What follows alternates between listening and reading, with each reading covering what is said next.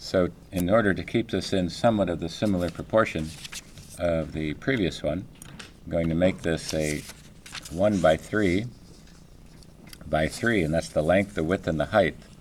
So this one is going one of these squares as a unit of measure.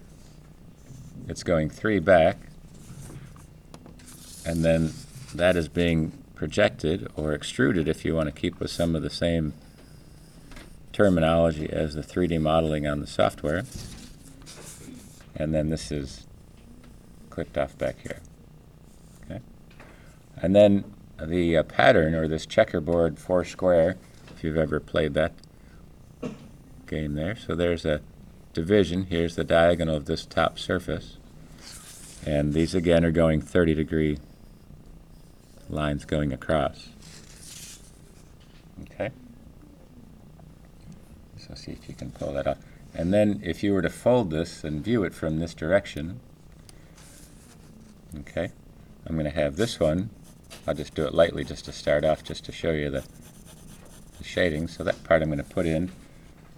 And if you can mentally see the image, the other side is going to be flipped over. You won't be able to see it because it's projecting itself. It's going across the surface and showing up on this side, so you can't actually see the positioning of it. So if you lose that, that's what that's going to look like.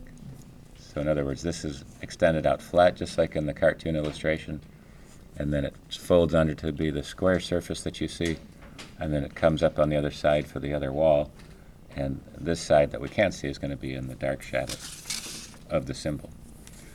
And there you have it with that. So it's just kind of, I'll go over it just with the linear straight edge. Just did it freehand just to show you the implications and possibility.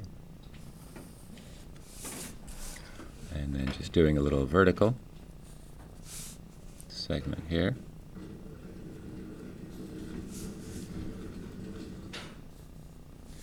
And then again, just using a ruler this time, just using a triangle before, but just want to show you all the different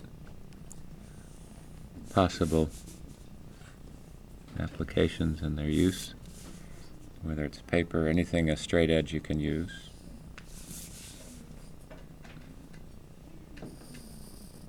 Builds that up there. Okay.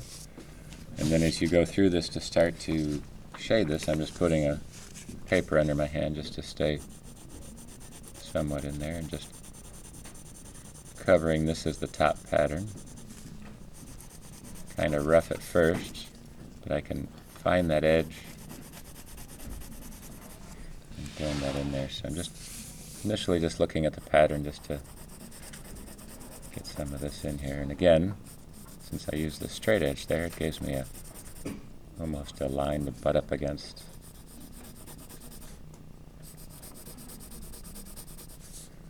Like so.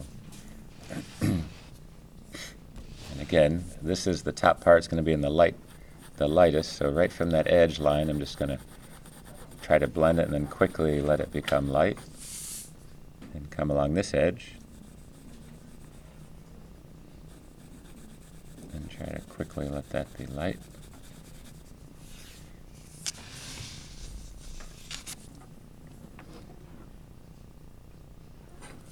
And then start to locate these edges here.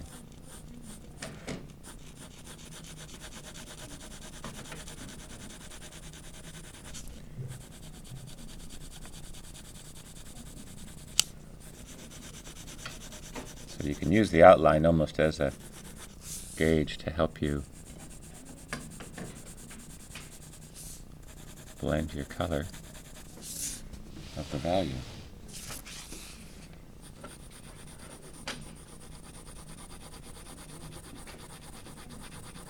And again, think of it as the gradient on the computer, help you out.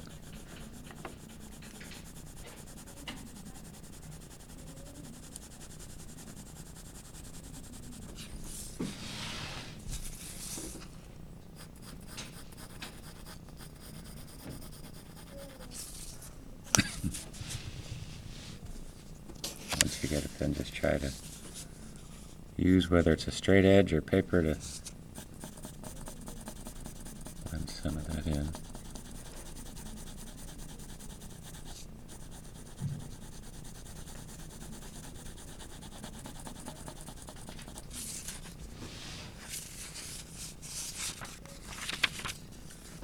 I'll try both techniques just to show it to you.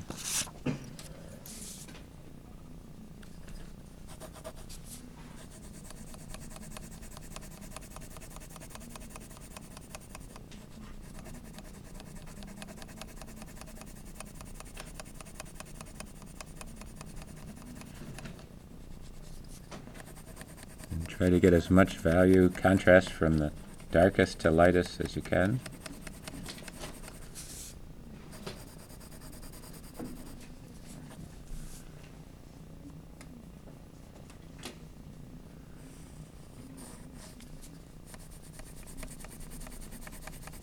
And again, just using a ruler, you can use any straight edge that you can get hold of. A small piece of plastic is good.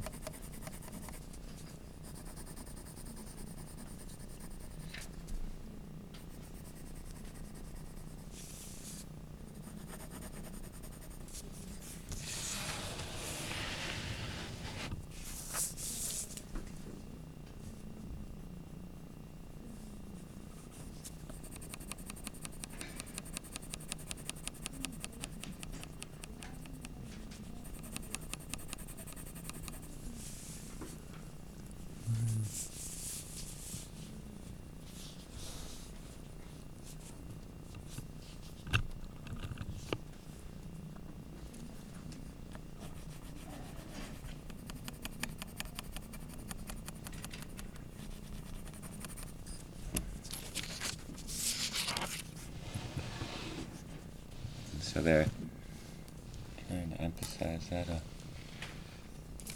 back on that.